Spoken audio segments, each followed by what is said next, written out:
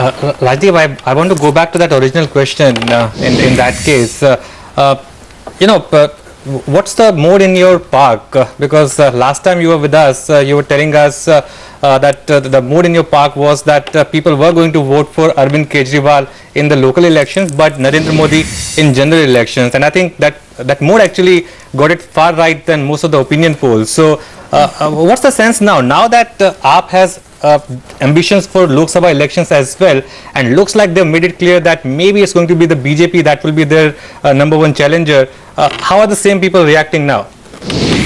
That's a very good question. I still believe there are a large number of people who voted for Kejriwal for the Vidhan Sabha elections are tempted to vote for Narendra Modi for the general elections. As I said, they both represent agents of change. They are both seen as agents of change, and Modi has a national image that Arvind, all said and done, doesn't have at the moment. Modi reflects also a certain stability and security that the urban upper middle class seems comfortable with. Having said that, I do believe Delhi has become Aam Aadmi territory. To even look at this recent confrontation which has taken place between Somnath Bharti, the law minister, and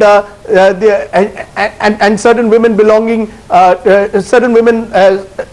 Ugandan women who have been accused of running prostitution and sex rackets. Now, there's been a lot of anger in the manner in which the midnight raid was conducted in the media. But you go and ask the people in that locality, they seem more than happy that someone is taking up what they call their cause. So I think for Delhi at the moment, the Aam Aadmi's disruptionist politics is working. Beyond Delhi, there's a huge question mark, because I think once you come to Lok Sabha election, one of the driving forces will be stability and good governance. On both of these, both these criteria, the Aam Aadmi Party is untested, and that's where even in my park I get the sense that there are voters who voted with Arvind Kejriwal in the Vidhan Sabha elections who might want to vote for Narendra Modi when it comes to the general election. So I have always believed this, that the better the Aam Aadmi Party did in the Delhi elections, that's a good signal for Narendra Modi. The mood in the country therefore is one of change. Who is able to capture that change? In Delhi, to some extent, Arvind Kejriwal has been able to do it, but nationally, the sense one gets, and maybe our election tracker will show that, Narendra Modi remains the man to beat. All right, so is that a glimpse you're giving us into your election tracker? Rajdeep, no, I'm not going to ask you to answer that, but yes, Sonia. No, I'm going to tell you one thing, Sachin. Right, the results are stunning. Okay. As you will see them over the next 5 days, the country's voters are far more sensible than many of us think when it comes to issues of governance, stability, who they believe will provide good government. Sensible in the sense that they are very clear, much more clear-headed than you and I perhaps are. All right, Mr. Godrej, are you just a little bit worried by the economic populism that seems to be taking off after Mr. Kejriwal announced free water, free electricity? Are we getting into a state of competitive populism which to some extent is to be expected in an election year but could go out of hand? Well, I think overall, if you look at this particular election, competitive populism has been rather low. And I think the government in power has taken steps to balance the fiscal situation, balance the current account situation in an election year. So I think generally it is clear also in the state elections and other places, populism is not winning as much votes as good governance and good development. If you look at governments, state governments which have delivered development, they have been voted back into power. So I am hoping you could argue populism will not be as important in this election. But you could argue that in the case of Delhi, that wasn't quite right, Mr. Godrej. You had a chief minister who delivered fairly good governance, and she lost, and you got a chief minister who's come in with free water, free electricity, which is certainly populism, and in winning him lots of clapping at least. I also read a report that said only 6% of the people who voted for the Aam Aadmi Party said that they did it because of the power and water, and most of them did it because of the anti-corruption stand. Now that's a report I read. All right. So I think one has to delve a little deeper as to why Aam Aadmi Party did well. But we must also remember that the BJP got more seats than the Aam Aadmi Party in Delhi. Okay, that point is well taken. Rajdeep, I just had one question for you. I know we'll keep calling you back to give us an update on that election tracker, but the one criticism against the Aam Aadmi Party is what we were discussing, their internal ideological confusion. So, on one hand, Yogendra Yadav conveying some message of pragmatism. On the other hand, Prashant Bhushan talking about fringe benefits, etc. Do you think that this ideological confusion that has emerged just in the recent past could take away some of the vote bank?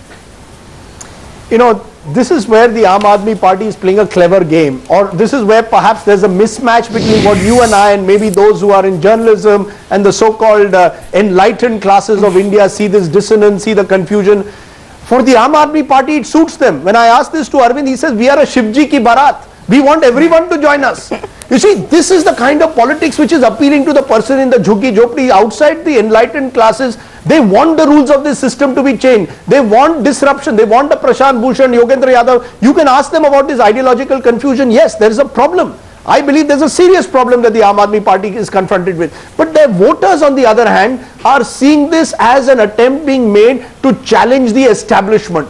This is all anti-establishment politics.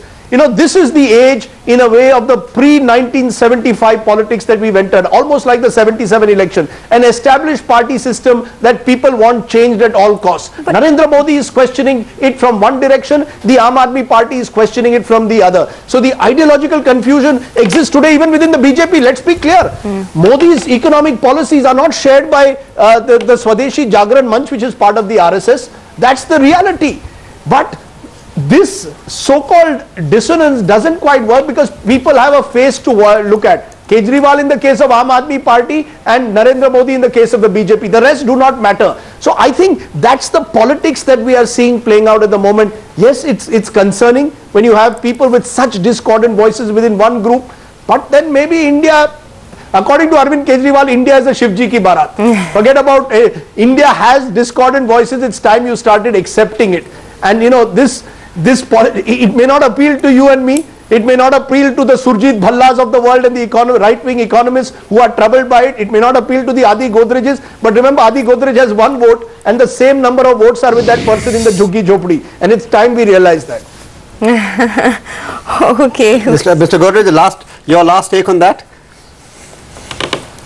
Well, I do agree with Rajdeep that some of the things the Aam Aadmi Party might be doing might appeal to the common people who have been disillusioned with the way political leaders have given direction to the country, certainly. But I think at the same time, if you look at how people have voted in the various states over the last 3 to 4 years, development has been supported. So I think the message, for example, the BJP is giving out on how they would add to develop, how they would promote development, I think will appeal to people. So I think we should wait and see, and as Rajdeep says, they have done a major survey in India. It will be good to see how that pans out. It will be good to see also, after a month or two in office, what impression the Aam Aadmi Party has created, because that's how people will vote 3 to 4 months from now. Well, Mr. Godrej, thank you very much for joining us. Rajdeep, thank you, and all of you. Election Tracker on CNIBN. You will get bits of that on CNBC TV 18 as well, so keep watching us. Anuj, last quick take.